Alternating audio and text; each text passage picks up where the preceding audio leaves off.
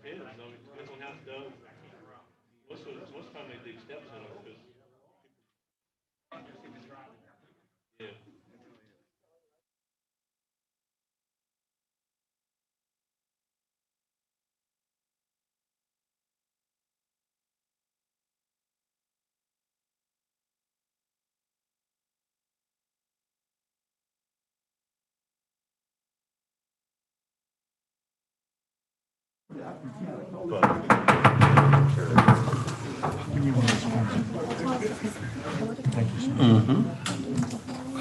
Good evening, everyone.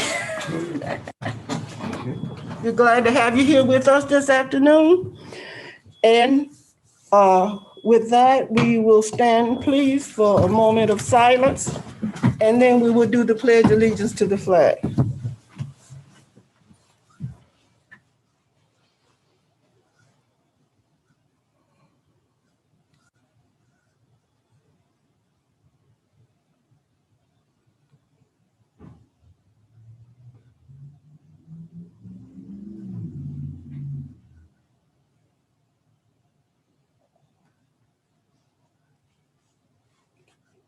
Thank you. I pledge, please. I pledge allegiance to the flag of the United States of America and to the republic for which it stands, one nation, under God, indivisible, with liberty and justice for all. Ms. Khan, roll call, please. Here. Here. Here. Here. Here. Thank you. All right, has everybody had a chance to look at the agenda? If there are no changes, I move that we approve the agenda for tonight's meeting. I'll second that. There's no changes to it? Not that I'm aware of. Nobody There's no told me. changes to the agenda? No, we discussed that today, remember? That,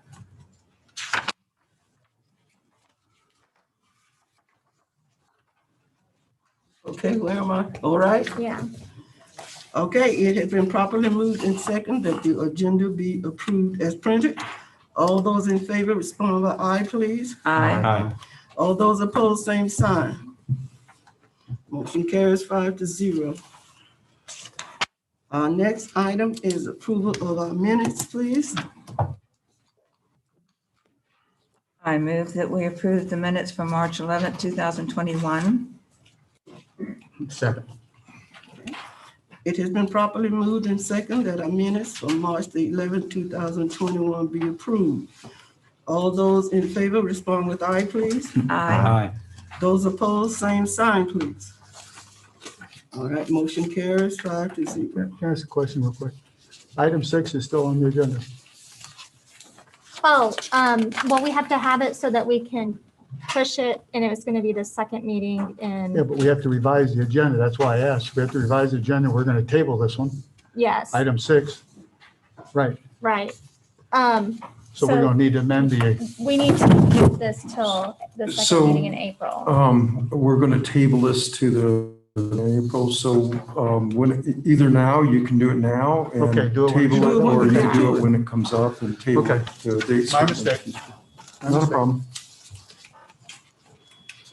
All right, presentation and discussion items. Number 1, presentation of a proposed food truck park located at 18274 Main Street. Mr. Spain, developer.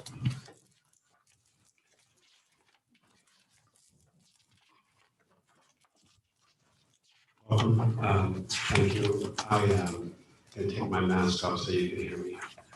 And my name is Carl Spain. I work with Braun Kim, Dajun Kim, Radiant Life Development, Radiant Life Ecoville, High Life, and a few other companies here in the High Springs area. I'm going to start tonight with this food truck park presentation. When I reviewed this, it's like looking at a mammoth, something that was frozen in the ice and then re-looked at a year later, or in that case, a million years later. But Bram and I, when we first came to town, we saw this piece of property and we thought, wow, that would make a nice food truck park. This is pretty great outdoors, pre-diner, pre-many other things. And then our concept was very simple, that the springs were going to produce surge business during a certain limited time of the year. And during that time of the year, the way to take advantage of it would be to have some sort of infrastructure that we could sell food, but that we could take back away during the time of the year when the surge was not here. Even then, we were anticipating buying and investing in other restaurants and infrastructure, so we didn't want to do something that would damage that, but that would also give us, like I said, that surge capability, which we think is necessary to help make High Springs a destination. This is the property we own across the street. It's Caddy Corner, and I designate this in this presentation as overflow parking. But from our point of view, it was 6.5 dozen either way. We could have put the food truck park over here and use this as overflow parking on the other way around. And for reasons having to do with what direction the traffic would flow getting out to the springs, I chose this side. The other reason I chose this side is hidden back there in the back. Oh, I want to back up a hair. Can I do that, Kevin? Okay. I want to show you this small building there that's on the corner. This was actually a business, and this is the business district here. You have C2 and you have a business quarter here. And this was an existing business in the past. We were characterizing this as a redevelopment of an abandoned old business. But basically, if you tore that one little building down, it would be a vacant lot redevelopment. And then, so I want to get to the survey, and I'm going to come back to this. So if you look at the survey, when we originally bought the land, we thought the tree, which was behind the fence, did not belong to the lot. And that was why it was bought, really, in my mind, as overflow parking. But that changed when we had this survey done, which identified, we had all the way back to 1895. And I don't know if you all can see, but the line of the property changed to 2 foot on one end and 7 on the other. What's critical about that is that boundary now puts the tree, that giant old oak tree, actually on our lot. And we really, really wanted to preserve, keep, and build a park around that tree. And so that's what this really does. Hold on. So there's the tree. And if you look at it from the street, it doesn't look like much. But really, when you clear it away, get the fence away, which doesn't belong there, and put the lanterns in it and build the park around the way we want to. It's a magnificent 70-inch live oak, and it's really a tree. And the other trees on the property are equally, in my opinion, valuable. So the food truck park concept was pretty simple when it began, but once we found out we had the tree, that changed everything. Now let me show you. I can't take this with me, right? I can. This is microphone. Okay, great. So let me show you here. This is very important. This is the drip line, you see, of the big tree, of the oak. And then these are the drip lines of the laurel oaks and the others in the background. So what we were faced with here was no way to develop this and put any kind of a water, electric, or sewer line or anything through there without having to dig in the drip line of the trees, which of course would kill them. So the objective was to figure out a way to get around that. And what we did, I'm very proud of. Okay, so here's our engineer. So that's our tree protection, that's our concrete barrier, and you can see what's inside there is actually 3 sets of conduit. There's conduit for sewer, conduit for electric, and conduit for water. And this carries that around the tree.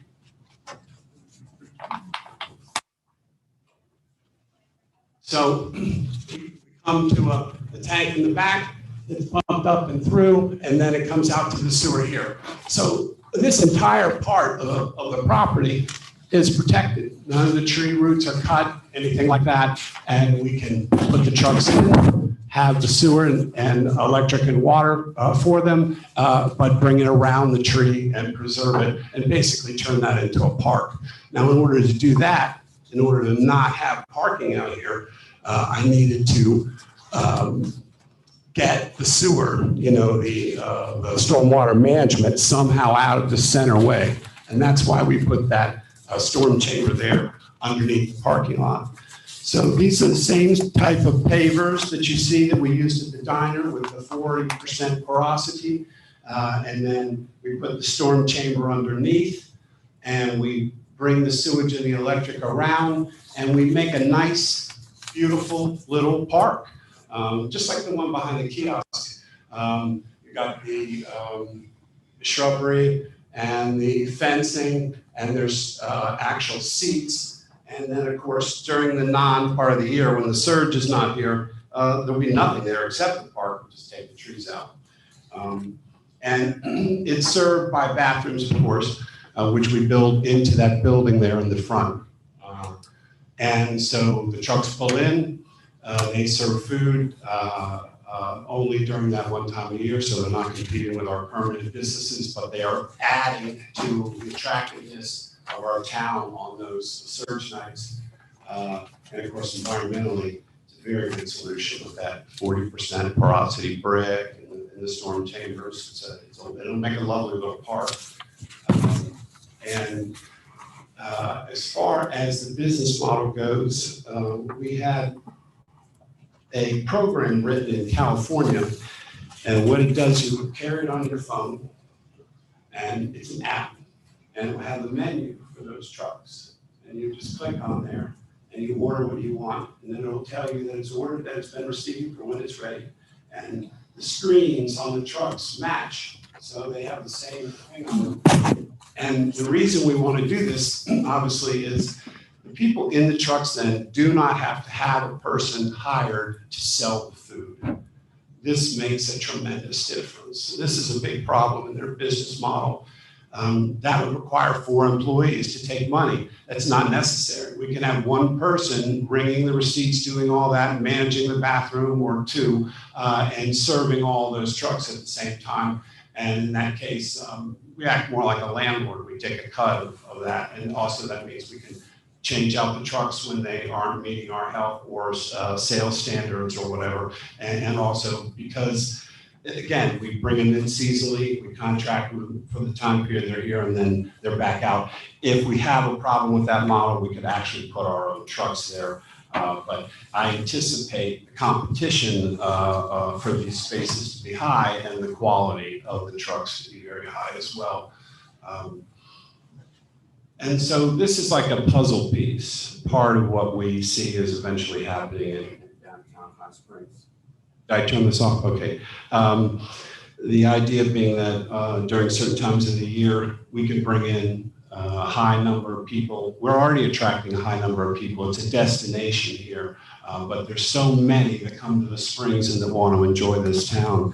And we feel with a few more bandstands, some more food, some different offerings in the downtown area, that can be,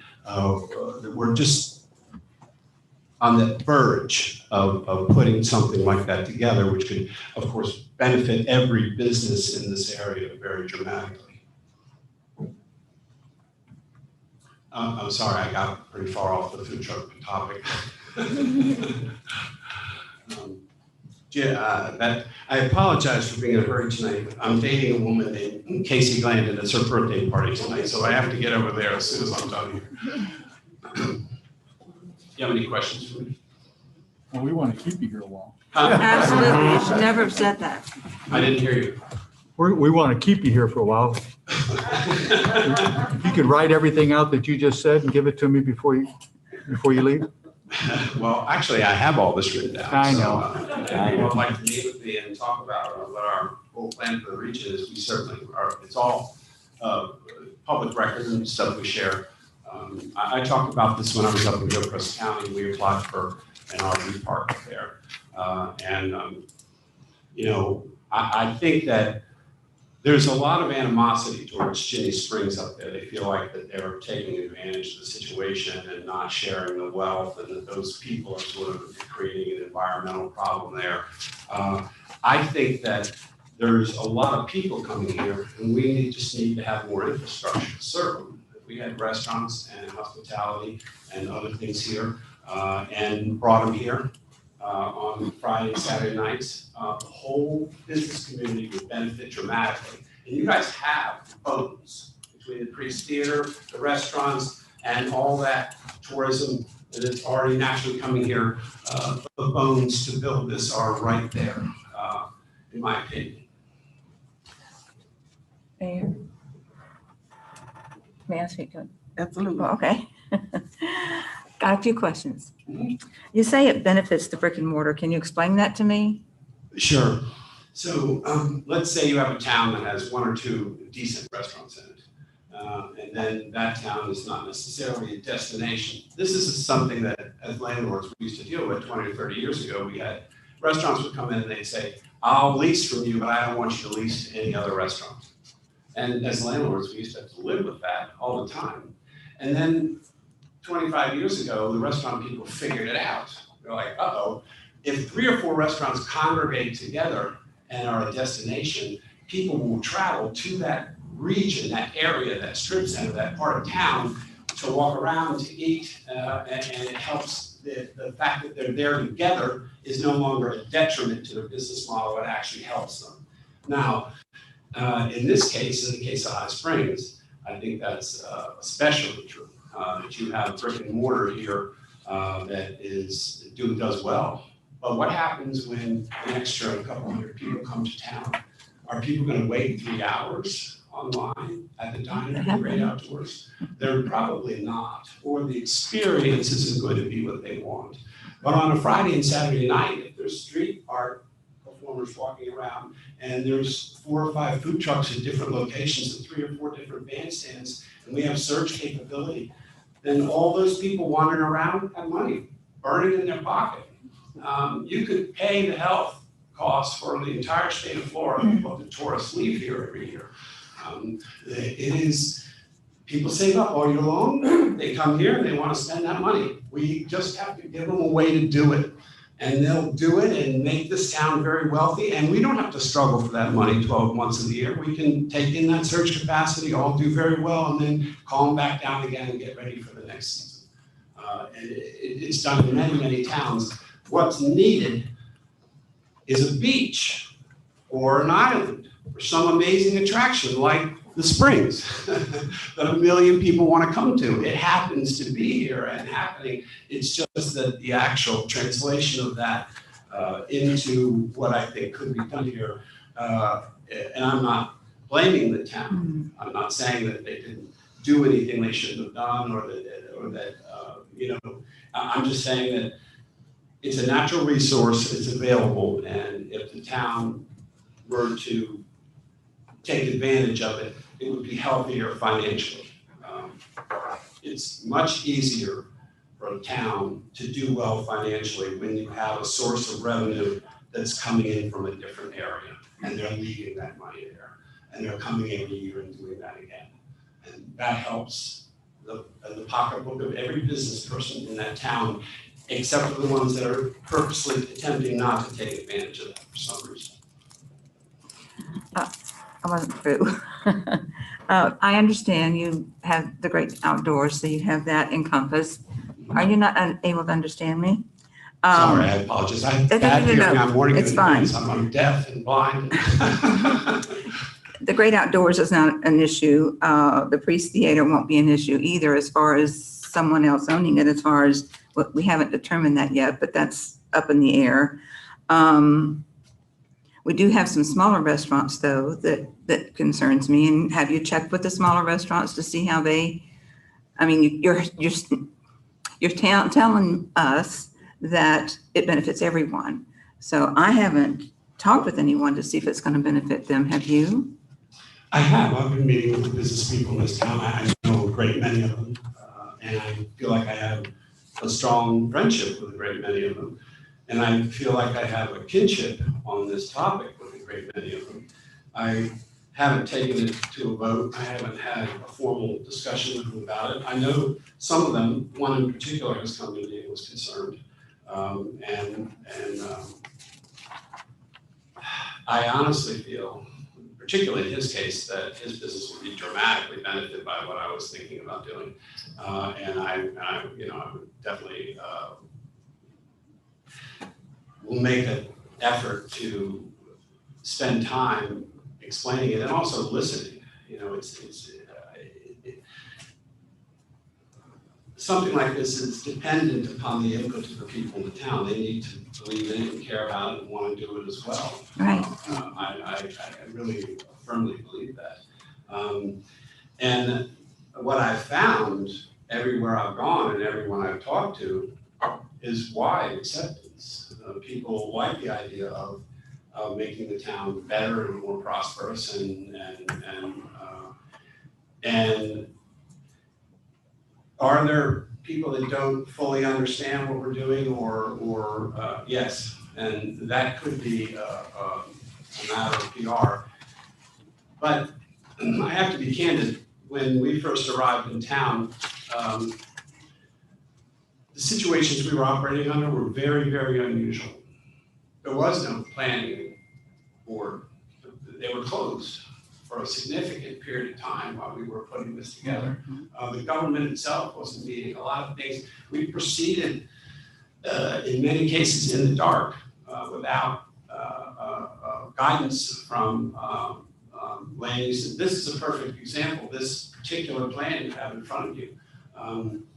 If you look at your code on how clear the guidance is on what you can do with food truck parks, it's as clear as mud. It's an old expression.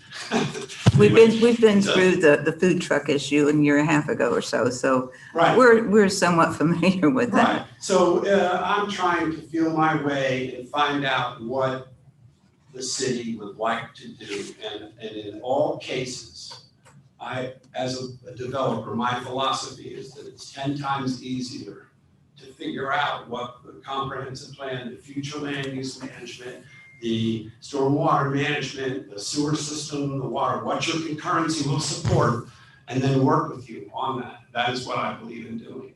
And we'll do that here.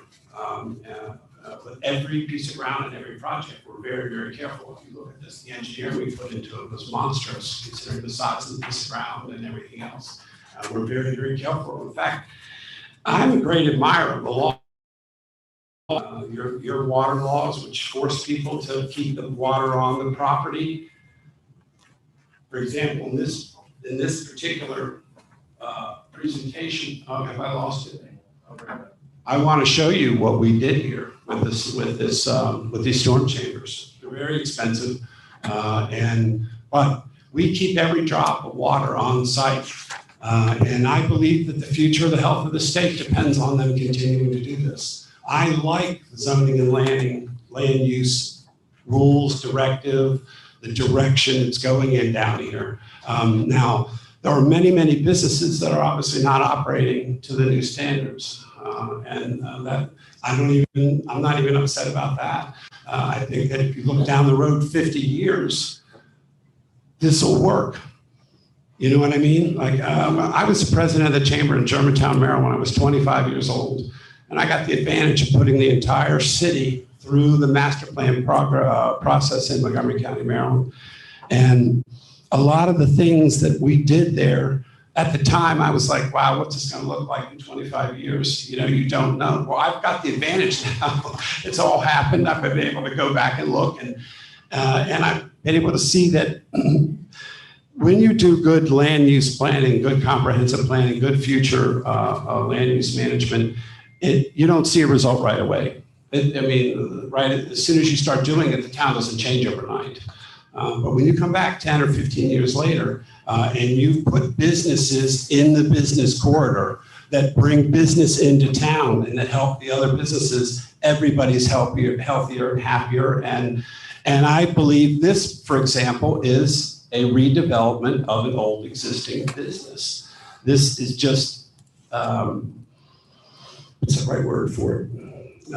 Window dressing in most comprehensive plans. They don't actually really work hard to get you to redevelop businesses in the city center, and that's why you have sprawl. That's why you have Celebration Point instead of the center of Gainesville having been redeveloped. This is an example of good development. We're coming back to the city center. We're drawing people in. This is already land that was zoned for this, and there was a business, and putting money into this piece of property will help it. But it's not a business plan that will challenge my restaurants. I wouldn't want to do that. The brick and mortar at the Great Outdoors and the Diner were very expensive per square foot.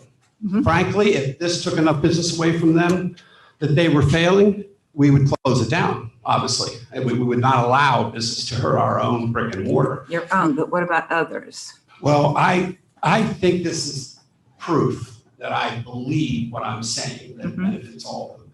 Proof I can't give you until this is happening. I mean, I don't, it's impossible to prove it. But I will say this.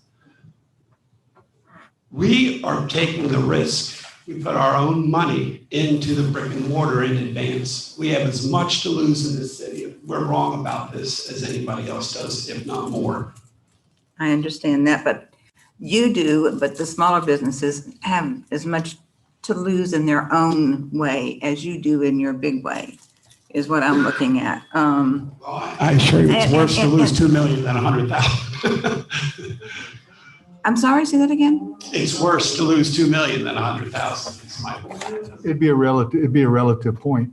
What I'm saying is that No, it'd be I'm saying that the $2 million That's- investment in the diner, I wouldn't want to jeopardize with a $100,000 investment in a food truck. I get it, not to get in an argument. I thought you were talking about the other restaurants. No. This investment is a fraction of what the Great Outdoors or the Diner is. We would not threaten our heavy investment. I understand that. I understand that. And you wouldn't, I'm sure. And I'm going to, myself, no offense intended, go around and talk to some of the restaurants to get a feel for what they're feeling in this, and some of the businesses, because you know that there's a lot going on here in the city of High Springs, developments and things like that. And it's our part. We've got to do our part in order to make good decisions for everyone, all the citizens, residents, not have them. And we hear it so often, well, the commissioners know more than we do. We don't have to tell them. They'll tell us what we need to do. That's not the kind of, with the growth that we have coming in this town, I don't want to hear, if I'm still around 10 or 15 years from now, that, well, the city did what they wanted to do. They didn't ask us. So that's what I'm trying to do, is make sure with all this development that this is what they want before we expend all of this money. Not in your case, it's your money, but we have other things too. So it's huge in our opinion, in my opinion. Let me. I believe in community involvement in your plan. Mm-hmm. I don't actually think that. I'll be honest, I come from an environment where the community involvement is much more intense than here. That's correct. You look it out. If you look up the land use planning process in Maryland and Montgomery County in particular, It's very intense. And so I'm used to a high level of community involvement in a project, especially ones in the development stage. Like I said, unfortunately here, your partner in that is the planning department. You know, they're the ones that send out the notices, schedule the meetings, help you get involved, and make sure that, and we've been having, I mean, COVID created a crisis for everybody, including us. And so we've done our best to go along on this plan. Is a perfect example. There was really no way for it to go forward. So it didn't. It just sat there. Like I said, it's a woolly mammoth. When I was doing this, we weren't in the position we were in. But we did think that through, and we did see that the day could come. And this plan, in my opinion, is not that dated, other than the fact that if I were to do it today, I would flip it and stick it on the other piece we have on the piece of ground across the street, because it's bigger. But other than that, and I say that just because of my experience at the diner, I think I've underestimated how much parking I need there. And so I'm going to build more overflow parking on the piece next to it than I was originally planning to, because it's necessary. And so, and everywhere I go, I'm going to incorporate that parking lesson into what I'm thinking. But on the other hand, I will tell you, the big citizens hate is parking. They don't like big parking lots. They don't. So you have a conflict between what sometimes the community wants and what and what I like is satellite parking that feeds the Central Business District, and for the same exact reason, it can be done in a surge capability way where you can use those lots for other things. One more question, I'm done. Mm-hmm. You mentioned when you were talking, I think we're talking about one area for the food trucks, but then you mentioned having something here and something there and people being able to walk by and buy things. Are those two different things, or are they, in other words, are you going to have some over here and some over there and one over here where am I in the right direction, where the food truck is supposed to go, the food truck parking lot? This is outside the Central District, which I envisioned being the one where we were, this was specifically aimed at all those people streaming out to Ginny Springs, and was really meant to serve them. Okay, so when you're talking not part about of that plan. Okay, I misunderstood you then. I apologize. Okay, I'm done, thank you. All right. Go ahead. Okay, thank you. I was trying to remember what the old building used to be years ago. Anybody remember what the old building used to be? I've gotten different answers. What you got? Um, What answer did you get? Well, I thought it was a gas station, so I had to research to see if they took a tank out of it. Oh, that's okay. That's what I was thinking. And I couldn't get I can't remember whether we found a certificate or not. I know it's clean. It's clean. Environmentally, yeah. Okay. I did phase one on everything we bought, the hotel, the diner, this piece, all of them. And we did the asbestos abatement on Harold, this building, and the diner, the hotel building next to the diner. Of course, the diner had no asbestos problem. Okay. That's my main, because I want to say it used to be a service station, but I can't remember at all. But the last thing it was dog grooming. What The that? last thing it was dog grooming. Dog. Dog grooming. The Okay. last thing it was. It was what? Dog grooming, the last thing it was. Really? Oh, okay. Interesting. Okay, you pretty much answered my question about parking, because that was one of my biggest concerns. But you say you're gonna park across the street. So I have a safety issue there. People coming across that street to get to, Yeah, we have to put up a crossing. I agree with you 100%. And we pay for that, of course. okay. And you say, now on your diagram, you got 4 trucks. That's basically all, just 4 trucks gonna be in that other 4 town? trucks. There's no way to get more, and Yeah, I finished. in my opinion, it didn't work with us. We started out with, I'm just gonna say a bigger number, and went through many revolutions of this. And in the end, I decided 4 was doable and supportable and would be a draw. But all things that I do really, no matter what I draw on there or what I write down, underneath all of them, there's this sentence, which is market dependent, market dependent, market dependent. So if we put 2 trucks there and they succeeded, we're doing really well, but a third one wouldn't, then we would park 2 there. We wouldn't do more than 4, of course, but the point is, I always try to make my model market dependent, see what it'll support. Don't force something bigger on the market than it will carry at that time. So those 4 trucks, they be consistent, or you be bringing different food items, or be the same? 4 trucks would each have a different type of food. Right, but say for, I'm just throwing something. This month, I have a barbecue.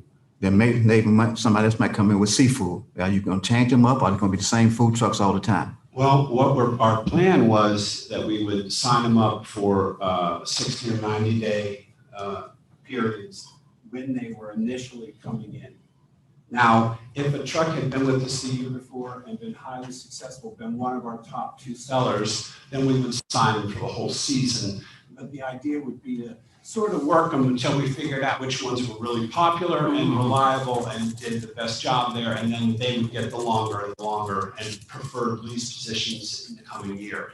And this is, again, all market dependent, because you might have 2 trucks that say, we'll definitely be back next year if you sign just 2 of us, but if you're going to sign 4 of us, we're not interested. So again, market dependent, but I would try to make the contract work in such a way that they made good money and were happy, but that I had a high quality product that was a good seller. Okay, so, and then you send us an app. Yes, sir. So then with the television screens, that's what I heard. So that's something y'all gonna supply, or that's something that? The app is free. The app is free? No, I mean, you say you're gonna order on my app, but it's gonna be a big screen on the trucks. That's what I heard you say? That's right. Okay, so you supplying those We for the? supply the screen, that's correct. Okay, And we also supply the bathroom, the electricity, the water, the trash collection, and the bathrooms. So when you pull up with your truck, what's your typical problem? Oh my God, I have water tanks, which is dirty and spills. I have to have gas hooked in, all this stuff. It's very difficult to do that job well because of the nature of it. What I've done is taken all of that away. They pull up, they are hooked in for everything they need, including sewer, and their water is going down in and going right out to the system. And they don't have to actually have a person stand there. Did I break it? break it, you buy. And sell food. What they do is, I talk too much, I know. They just take the sales and make the food. And when they click that button, say, we received the order, your phone is yellow, that goes green, means it's been received. It tells you how long it's gonna be. Now you pull up and on the screen, you're 3 orders down, you're still yellow. You're walking around, you know you have 2 minutes. And then when it goes green, you walk over, pick up your food. Of course, you've already paid on the thing and you're gone. Okay, that's my next question. So you just pay on the app. So then, Yes, sir. some people don't like to use apps. So will walk-ups be available?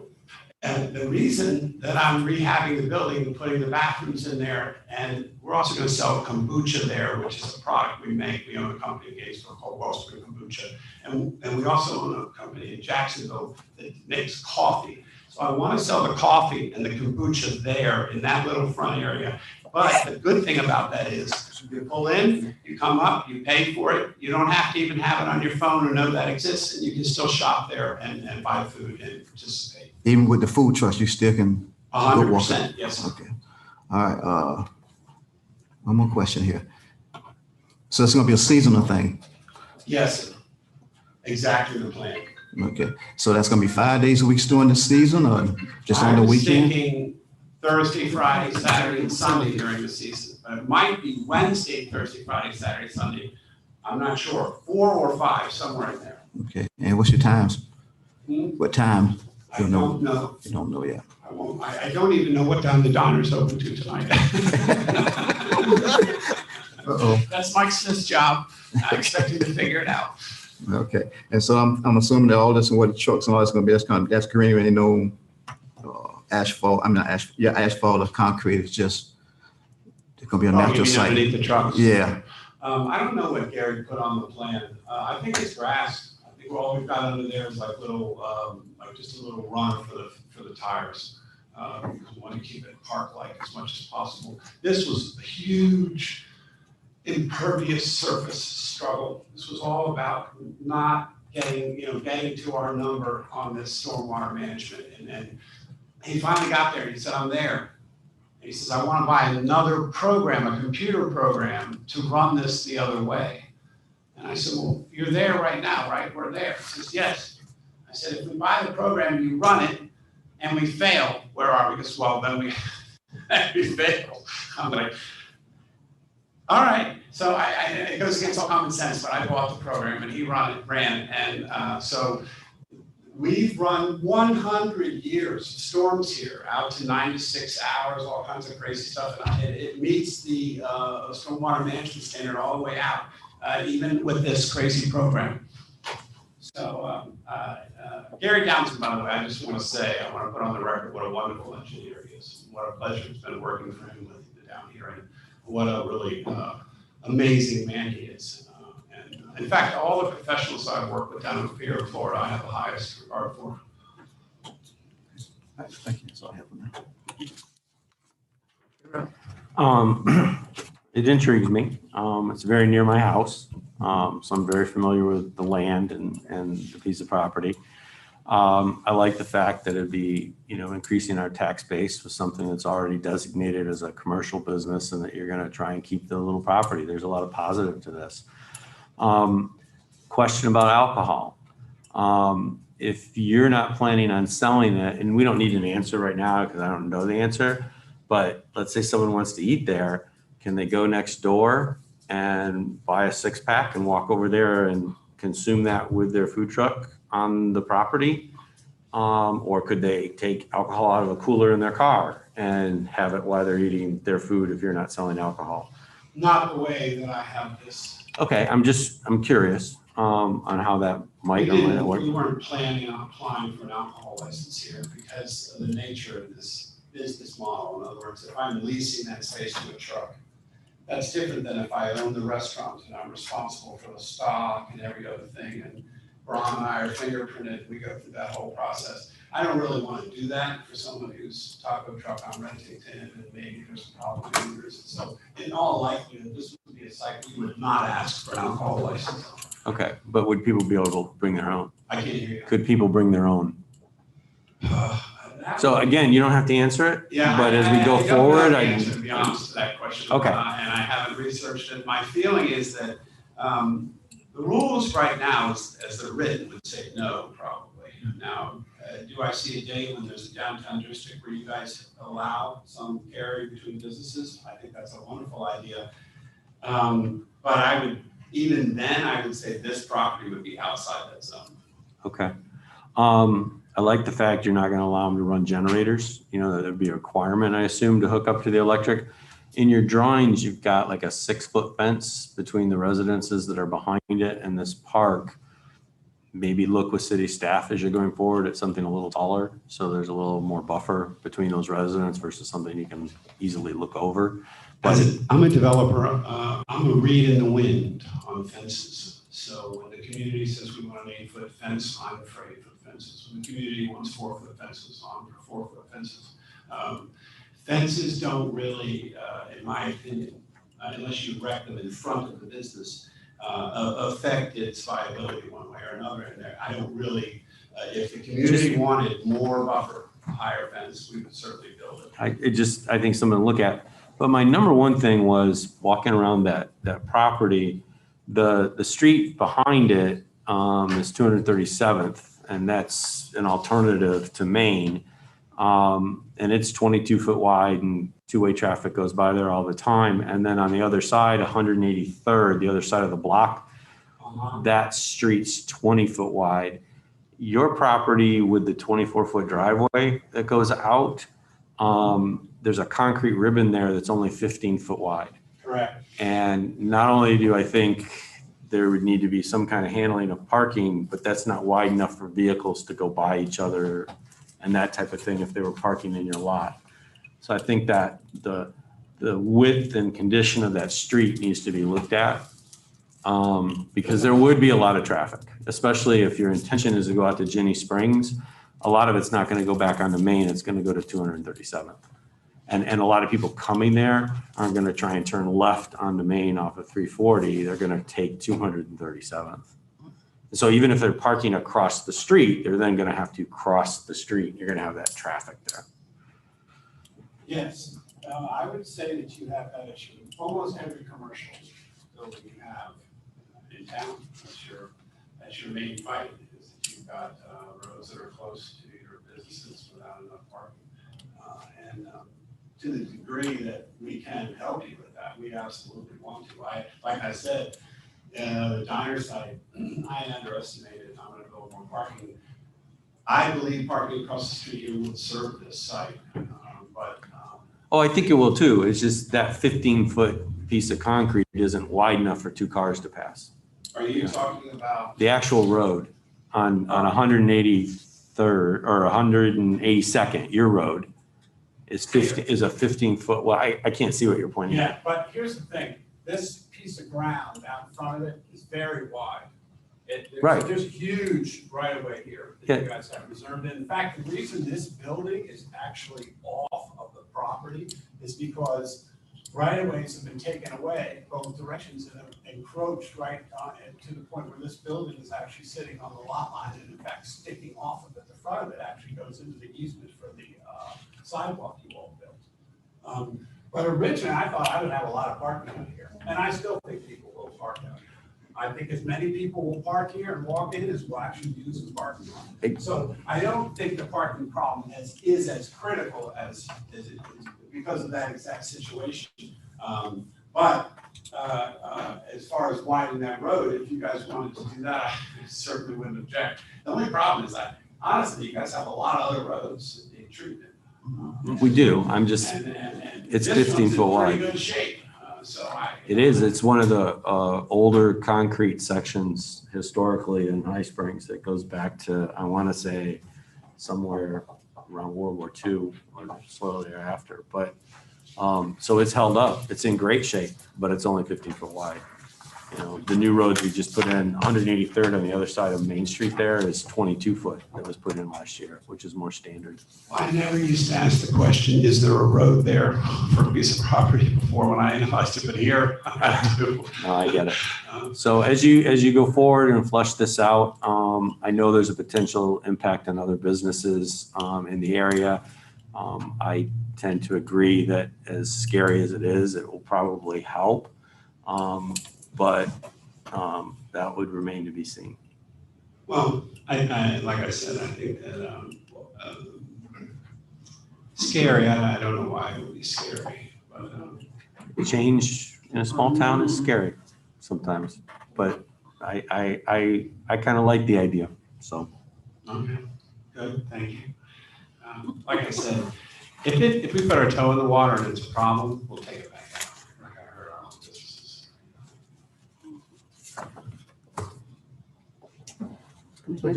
Just real quick, I've been out of town. I didn't get back till, I can't hear you. I'm I was sorry. out of town. I didn't get back till late last night, so I apologize. I've just seen this probably a little bit before we got here, so I really can't comment yet. I haven't gone out there, like I got back late No last problem, night. I'm available. So, I mean, that's my thing, utilities. What's the season? Just tell me the dates on the season.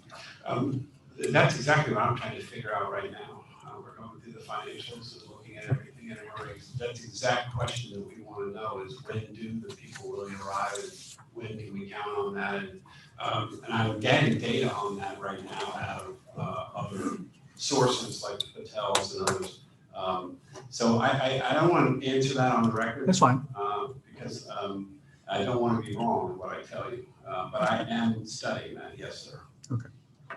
And Mac, the trucks was answered, hours of operation. Did we ask that? Did you answer the hours of operation? I said I don't know what they will Okay. be. Okay. I'll have more when we come around and I Sure, get a sure. chance to go out and look at the property. And I I'm willing apologize. to meet with anyone, by the way, any business owner, anyone on the commission, the city, any concerned citizen, at any time, any one of our projects or anything, I'm available. I love to talk to people. All right, thank you, sir. All right, is that all the questions? Okay. All right. I'm missing a very important birthday party. Thank you very much. Okay. Before you go away, let me ask if there are any questions from the audience. Yes. I have a question. We live also like Commissioner Ross near that property. And, there is a piece of property that's just come open behind it. They tore down the house. And that, to me, would perhaps be a good place for a parking lot, and then nobody would have to cross the street. Do you know the piece of land I'm talking about? I sure do. And I spent a lot of time on that, actually. The person who owns that property actually was a business owner here in town. I gave your birthday back. Oh, okay. Sorry. You thought you were leaving. I am familiar with it. Let me just say, that property is very complicated. Okay. There was a lot of debt on it. Their building was improperly, they started to tear it down and they had not done an asbestos abatement on it.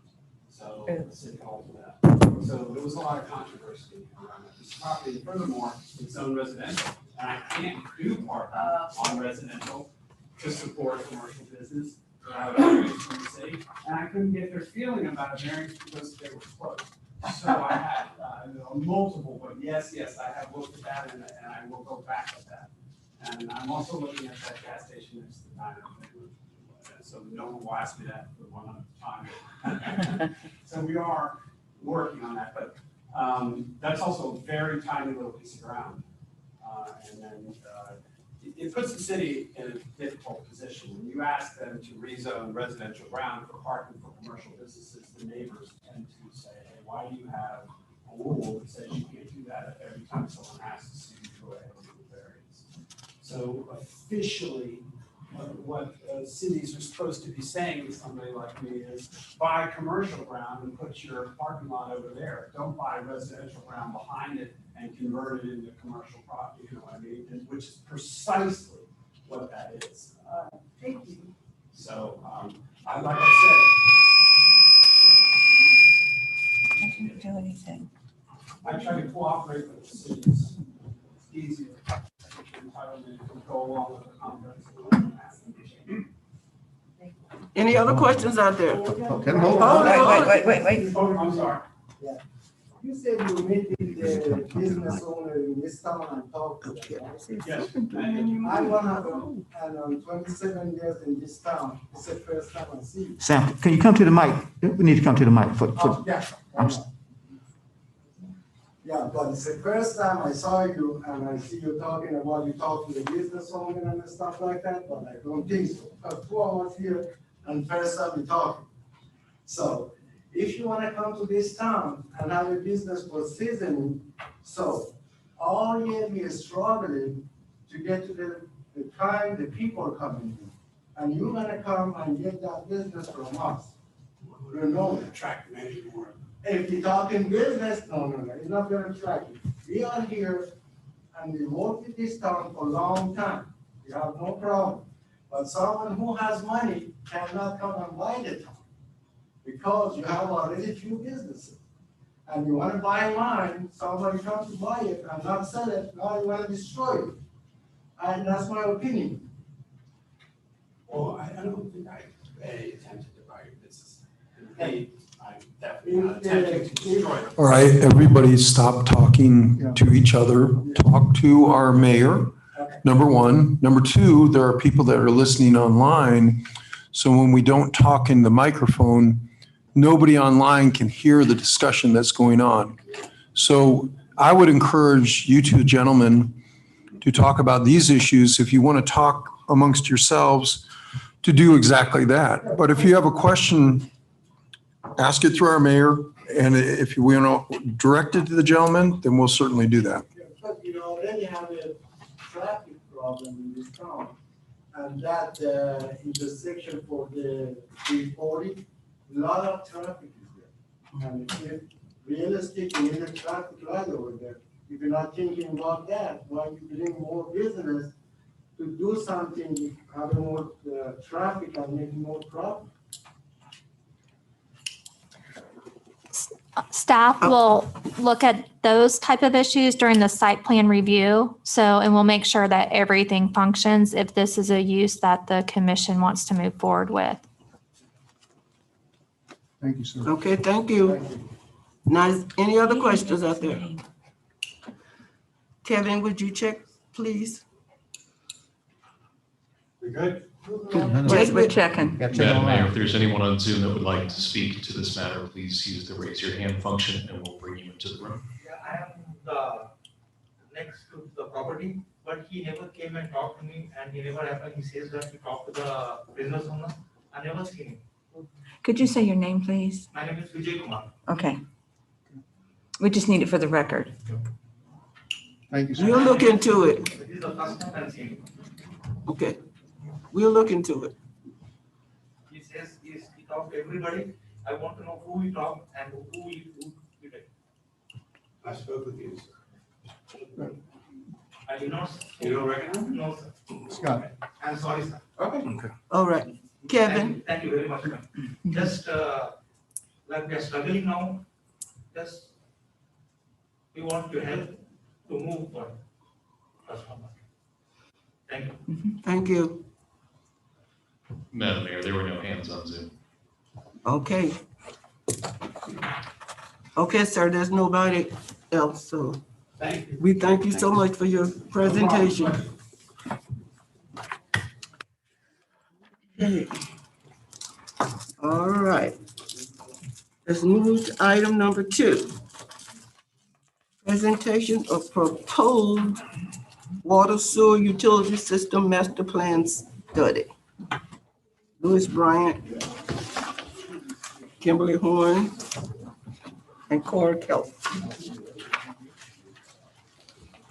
Good evening, everybody. How are you today? Good evening, how are you? Great.